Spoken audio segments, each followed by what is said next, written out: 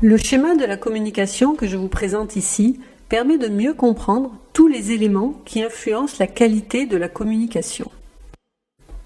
L'émetteur ou énonciateur est celui qui émet le message. Le récepteur ou destinataire est la personne ou le groupe à qui s'adresse le message. Le message représente le sujet de la communication et il est transmis par l'intermédiaire d'un canal qui peut être auditif ou visuel. Le récepteur ou destinataire peut réagir au sujet du message qu'il a reçu. On appelle cela le feedback.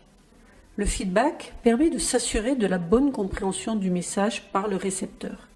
Il peut être verbal ou non verbal, comme opiner de la tête par exemple. Certains éléments peuvent venir perturber la communication. On les nomme bruit.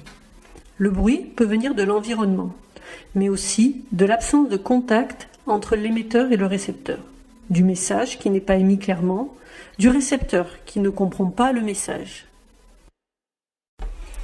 Ainsi, pour qu'une communication soit efficace, il est indispensable de veiller à ce que l'environnement soit adapté, que l'émetteur adapte son message à son interlocuteur, aussi bien sur les aspects verbaux que non verbaux, que le récepteur fasse preuve d'écoute, donne du feedback, fasse préciser le sens des termes et éventuellement reformule le message de l'émetteur.